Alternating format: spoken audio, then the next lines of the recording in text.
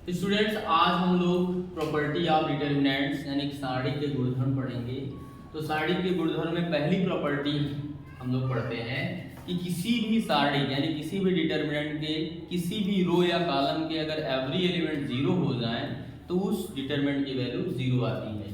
तो मान लीजिए हमारी एक डिटर्मिनेंट है ए जिसके एलिमेंट्स फर्स्ट रो के एलिमेंट्स 0 0 हैं, सेकेंड रो के 1 2 3 हैं और 4 5 6 हैं। तो ये आपका क्या होगा, इसकी वैल्यू जीरो आएगी। तो यहाँ किसी भी रो या किसी भी कॉलम के एवरी एलिमेंट अगर जीरो हो जाए तो उस सारणी का मान यानी उस डिटरमिनेंट का मान क्या होता है, जीरो होता है। अब प्रॉपर्टी नंबर 2 हम लोग पढ़ते हैं कि किसी भी डिटरमिनेंट मान लीजिए 1 2 3 4 5 6 7 8 9 एक डिटरमिनेंट है कि रो और कॉलम को आप में म्यूचुअली इंटरचेंज कर दें या किसी सिंगल रो या कॉलम को आपस में बदल दें या सभी को बदल दें तब भी सारणी के मान पर कोई असर नहीं पड़ता। तो ये वही होगा, इसकी वैल्यू उतनी ही आएगी जब अगर हम R1 और C1 को मान लीजिए म्यूचुअली चेंज कर दे रहे हैं। हम R1 और C1 को म्यूचुअली चेंज कर दे रहे हैं तो R1 हमारा C1 बन जा रहा है 1 2 3 और C1 हमारा R1 बन जा रहा है 1 4 7, बाकी 5 6 आपका वही है और 8 और 9। कहने का सेंस हम R1 को और C1 को आपस में इंटरचेंज कर देते हैं। यहाँ मैं लिख दे रहा हूँ R1 और C1 आपस में इंटरचेंज हो गए तो हमको नया डिटरमिनेंट मिला, इसकी वैल्यू सेम होगी। जितना आप डिटरमिनेंट ए की वैल्यू होगी पहले केस में उतने इसकी भी वैल्यू होगी। तो ये हमारी प्रॉपर्टी नंबर 2 है। प्रॉपर्टी नंबर 3 है बच्चों कि किसी भी डिटरमिनेंट कोई भी दो रो या कॉलम की वैल्यू आइडेंटिकल हो जाए यानी कि इक्वल आ जाए या एक दूसरे के प्रोपोर्शनल हो जाए तो ऐसी स्थिति में उस डिटरमिनेंट की वैल्यू जीरो आ जाती है। जैसे मान लीजिए एक डिटरमिनेंट हमारा है 1 2 3, फिर यहाँ भी आपका एलिमेंट 1 2 3 हो गया, फिर 4 5 6 हो गया तो इसकी वैल्यू क्या आएगी, जीरो आएगी। चाहे किसी भी दो रो के एलिमेंट्स इक्वल हो चाहे कोई भी दो कॉलम के एलिमेंट्स इक्वल हो, दोनों स्थितियों में डिटरमिनेंट की वैल्यू जीरो आती है। यानी ध्यान दीजिएगा बच्चों, इन प्रॉपर्टीज का यूज हम प्रॉपर्टी बेस्ड पर डिटरमिनेंट्स के क्वेश्चन में प्रूव करने वाले क्वेश्चंस को सॉल्व करने में करेंगे। तो जहां भी हमको जीरो लाने की बात आएगी वहां पर हम कोशिश करेंगे कि कोई भी दो रो और कॉलम क्या आइडेंटिकल हो सकते हैं, अगर हो सकते हैं तो उसी पर हम अपना वर्क करेंगे, ठीक है। और उसके बाद बच्चों नेक्स्ट प्रॉपर्टी है हमारी प्रॉपर्टी नंबर 4। तो प्रॉपर्टी नंबर 4 में आप ये जानते ही हो कि किसी भी रो और कॉलम को आपस में अगर हम किसी स्केलर से मल्टीप्लाई करके ऐड या सब्ट्रैक्ट कर लें तो जो नई डिटरमिनेंट वैल्यू आती है उसकी वैल्यू पर कोई असर नहीं पड़ता। मान लीजिए ये हमारी एक डिटरमिनेंट है जिसकी वैल्यू 1 2 3 4 5 6 7 8 9 है, ठीक है। अब मान लीजिए यहाँ हमने क्या किया कि R1 को हमने चेंज कर दिया, R1 प्लस 2R2 कर दिया, R1 प्लस 2R2 कर दिया। ऐसी स्थिति में जो नया डिटरमिनेंट वैल्यू आएगा उसकी वैल्यू भी सेम होगी। तो मान लिया R1 प्लस 2R2 तो आपको पता है 4 2 8, 8 में 1 ऐड करेंगे तो 9 हो गया हमारा। 5 2 10, 10 में 2 ऐड करेंगे तो 12 हो गया। 6 2 12, 12 में 3 ऐड करेंगे तो 15 हो गया। और यहाँ आपका 4 5 6 और यहाँ पर आपका 7 8 और 9। तो इन दोनों केस में जो हमारे डिटरमिनेंट की वैल्यू आएगी वो क्या आएगी, सेम आएगी। यानी कि किसी भी डिटरमिनेंट की किसी भी रो और कॉलम में कोई भी स्केलर से मल्टीप्लाई करके किसी अनदर रो या कॉलम को आपस में ऐड कर दें या सब्ट्रैक्ट कर दें तो ऐसा करने से डिटरमिनेंट की वैल्यू पर कोई असर नहीं पड़ता। तो स्टूडेंट्स इस तरह से अब 4 प्रॉपर्टी हम लोग पढ़ चुके हैं। हम लोग नेक्स्ट प्रॉपर्टी पढ़ते हैं।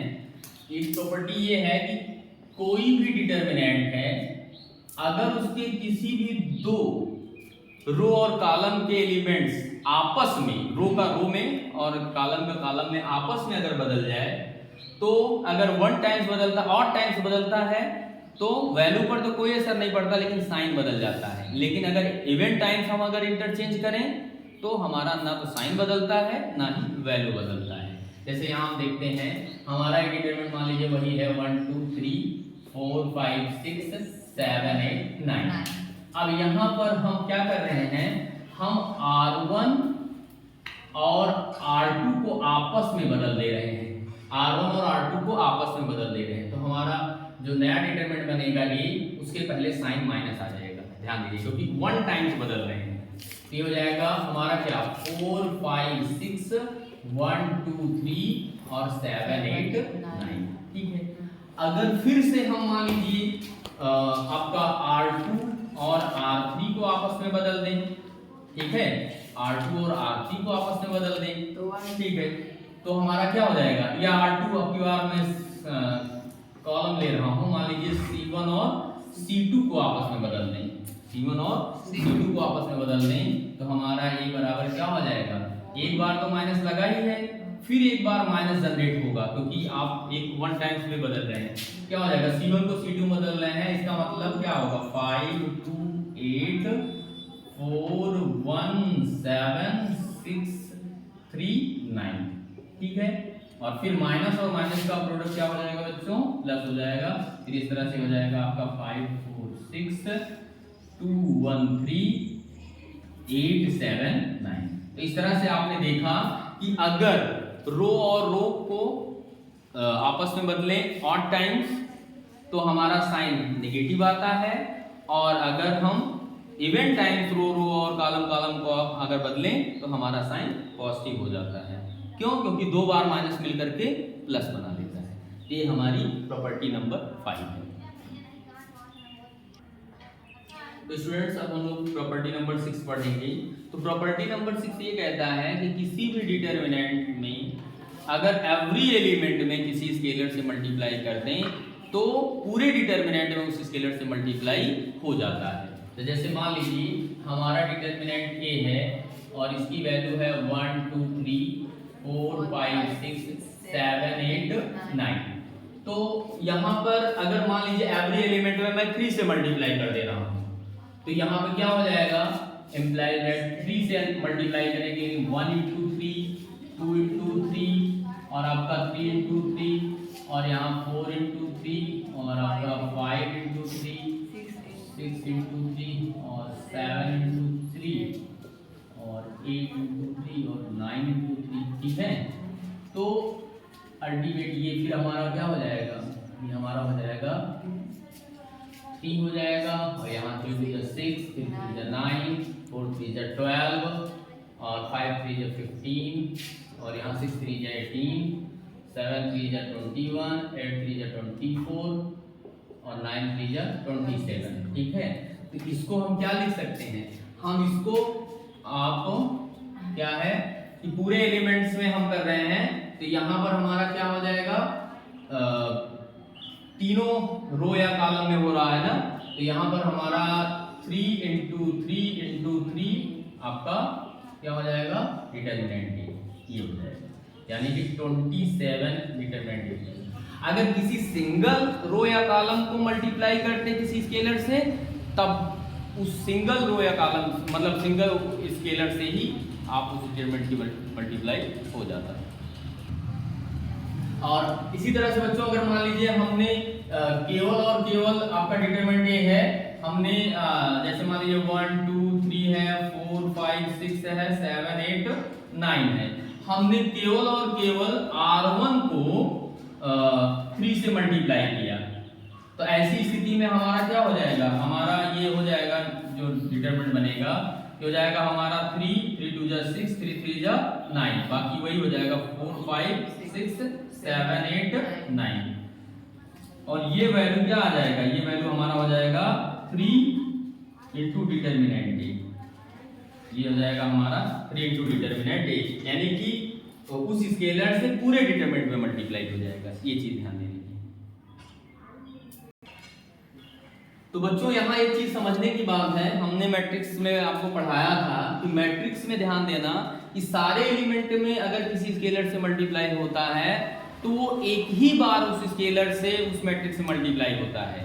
लेकिन डिटर्मिनेंट में क्या होता है, जितने रो और कॉलम बनते हैं उतनी बार उस डिटरमिनेंट की वैल्यू में उस स्केलर से मल्टीप्लाई होता है। ये बेसिक डिफरेंस है मैट्रिक्स और डिटरमिनेंट में। इस पर आधारित वीडियो में ऑलरेडी आपको मैं बना चुका हूँ, आप उसमें मैंने आपको ये चीज़ बताया था। स्टूडेंट्स, अब हम लोग एक अनदर प्रॉपर्टी पढ़ेंगे। तो इस प्रॉपर्टी में क्या है कि अगर मान लीजिए कोई एक डिटरमिनेंट ए है और इसका एलिमेंट मान लीजिए 1 2 3 प्लस 4 5 6 7 प्लस 8 9 10 11 प्लस 12 है, कुछ इस तरह की डिटरमिनेंट है मान लीजिए। तो यहाँ पर हम देख रहे हैं जो हमारा C3 के एलिमेंट्स हैं वो दो एलिमेंट्स का सम है, ठीक है। तो इसी तरह से चाहे कोई भी दूसरा कॉलम का हो सकता है, चाहे किसी भी रो के एलिमेंट्स दो एलिमेंट के सम के बराबर हो, मतलब सिंगल एलिमेंट ना हो, तब ऐसी स्थिति में हम उस डिटरमिनेंट को दो या दो से ज्यादा डिटरमिनेंट्स के सम के रूप में ब्रेक कर सकते हैं। तो अगर इसको हम ब्रेक करें तो हमारा डिटरमिनेंट, एक बार डिटरमिनेंट हमारा बनेगा, उसमें जो सम किए गए एलिमेंट्स इनिशियल एलिमेंट्स हैं आगे वाले, उनको लेकर के एक बार डिटरमिनेंट बन जाएगा। बाकी दोनों C1 और C2 के एलिमेंट्स कॉमन रहेंगे। दूसरी बार क्या करेंगे, फिर से वही डिटरमिनेंट बनेगा जिसमें C1 और C2 एलिमेंट्स कॉमन रहेंगे, लेकिन उसके बाद वाला एलिमेंट्स लिया जाएगा। तो यहाँ इसको हम लिख सकते हैं क्या, 1 2 3 5 6 7 9 10 11 प्लस फिर से 1 2, अब की बार ये वाला 4 लेंगे लास्ट वाला, फिर हम लेंगे 5 6 8, फिर लेंगे हम 9 10 और 12, ठीक है बच्चों। इसी तरह से अगर अदर कॉलम या अदर रो में भी इस तरह का ऐड होता तो फर्दर इसका फिर से इसको आगे ब्रेक कर सकते थे। तो इस तरह से हम सिंगल एलिमेंट जब तक सारे आ ना जाए तब तक हम उस डिटरमिनेंट को ब्रेक करते जाएंगे। ये भी एक प्रॉपर्टी है। ऐसा ब्रेक करने से जो नए डिटरमिनेंट्स मिलते हैं उनकी वैल्यू उसी के बराबर की जो इनिशियल डिटरमिनेंट्स की वैल्यू के बराबर होती है, यानी कि वैल्यू पर कोई असर नहीं पड़ता। और स्टूडेंट्स, अब हम लोग अनदर प्रॉपर्टी ऑफ डिटरमिनेंट्स पढ़ते हैं। तो हमारा मान लीजिए डिटरमिनेंट्स है A, इसके एलिमेंट्स वही फिर से हैं, हम मान लीजिए 1 2 3 लेते हैं और 4 5 6 लेते हैं और 7 8 9 लेते हैं। तो इसमें क्या है बच्चों कि अगर किसी भी रो या कॉलम के एलिमेंट्स के करेस्पॉन्डिंग किसी अनदर रो या कॉलम के एलिमेंट्स के कोफैक्टर्स के प्रोडक्ट का सम लेंगे तब तो ये उसके डिटरमिनेंट की वैल्यू के बराबर होगा। लेकिन अगर किसी अनदर रो या कॉलम के कोफैक्टर्स के प्रोडक्ट का सम लेंगे तो हमेशा वो 0 आएगा। इस पर बेस्ड क्वेश्चन और कॉन्सेप्ट मैं प्रीवियस क्लास में करा चुका हूं। तो जैसे यहाँ पर देखिए बच्चों, यहाँ पर आपका मान लीजिए मैं R1 के एलिमेंट्स का मान लीजिए be take product of R1 elements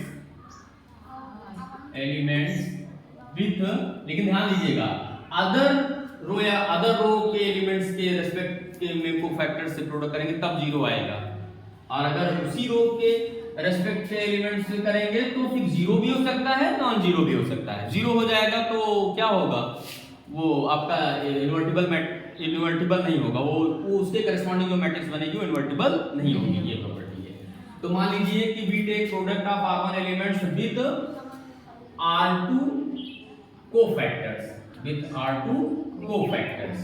तो ऐसी स्थिति में हमारा क्या होगा, ऐसी स्थिति में मान लीजिए हमारा ये है 1, ठीक है। तो सबसे पहले R2 के कोफैक्टर्स हम निकाल लेते हैं, तो R2 का कोफैक्टर R2 हमारा ये है, ठीक है बच्चों।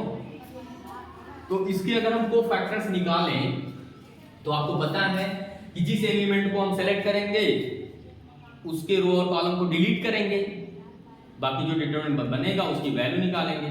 तो यहाँ पर अगर हमारी 4 के रेस्पेक्ट में हम बात करते हैं तो ये आपका ये वाला डिलीट होगा और ये वाला डिलीट होगा। हमारा क्या आएगा, ये हमारा होगा A21 और फिर हमारा ये क्या आएगा 2 3 2389 लेकिन ध्यान दीजिएगा साइन कन्वेंशन में मैंने बताया था पहला साइन प्लस से शुरू करते हैं और उसके बाद क्या होता है अल्टरनेट साइन बदल जाते हैं। इसका मतलब 4 के पहले अगर ऊपर प्लस है 4 के पहले माइनस ही आएगा, तो यहाँ पर माइनस साइन लेते हैं। ठीक, तो ये हो जाएगा हमारा माइनस, अब मल्टीप्लाई करिए डायगोनली 9 2 जा 18, ठीक है, और माइनस 8 3 जा 24। अब इसमें से अगर हम करें तो माइनस माइनस 6 बराबर क्या हो गया 6 हो गया। ठीक है, अब इसके बाद हम a22 लेते हैं, तो a22 हमारा क्या हो गया 5, a22 यानी 5 के रिस्पेक्ट में, 5 के रिस्पेक्ट में तो हमारा ये माइनस है तो प्लस ही लिया जाएगा। और अब हम क्या करेंगे, अब इसको छोड़ देंगे और इसको, तो हमारा क्या होगा 1 3 और 7 और 9, 1 3 7 9। तो यहाँ पे क्या हो जाएगा 9 1 जा 9 माइनस 7 3 जा 21, तो बराबर क्या आ जाएगा 12 माइनस 12। ठीक है, और फिर हम लेते हैं a23, अब ये प्लस है तो श्योरली माइनस आएगा। ठीक है, अब ये वाला एलिमेंट ये छूटेगा, तो 1 2 7 8 1 2 7 8। ठीक है बच्चों, तो ये हमारा क्या हो जाएगा 8 1 जा 8, यहाँ माइनस आगे आ गया 8 1 जा 8 माइनस 7 2 जा 14, और फिर क्या आ गया यहाँ पे माइनस माइनस 6। ठीक है, और फिर ये आ गया आपका 6। अब हम क्या करते हैं, अब हम मल्टीप्लाई करते हैं, हम निकालते हैं a11 a21 plus a12 a22 plus a13 और a23। ठीक है, और इसको हम प्रूव करते हैं कि 0 आएगा। तो a11 की वैल्यू क्या है हमारी बच्चों, यहाँ पे 1 है, तो 1 के साथ a21 की वैल्यू 6 प्लस a12 की वैल्यू क्या है 2 है, और हमारे a22 की वैल्यू क्या है -12 है, प्लस a13 की वैल्यू क्या है 3 है, और इसके साथ हमारा a23 की वैल्यू क्या है 6 है। अब इसको मल्टीप्लाई करें, 6 1 जा 6 12 2 जा 24 -24 6 3 जा 18, 18 और 6 कितना हो गया 24, 24 -24 बराबर क्या आ गया 0। इस तरह से हमारा प्रूव हो गया, जो प्रॉपर्टी थी उसको मैंने एक एग्जांपल के थ्रू प्रूव कर दिया। तो कुल मिलाकर प्रॉपर्टी यही है कि किसी भी रो या कॉलम के एलिमेंट्स का किसी अनदर रो या कॉलम के एलिमेंट्स के करस्पॉन्डिंग कोफैक्टर से प्रोडक्ट करके अगर ऐड कर लिया जाए तो हमेशा उसकी वैल्यू 0 आती है।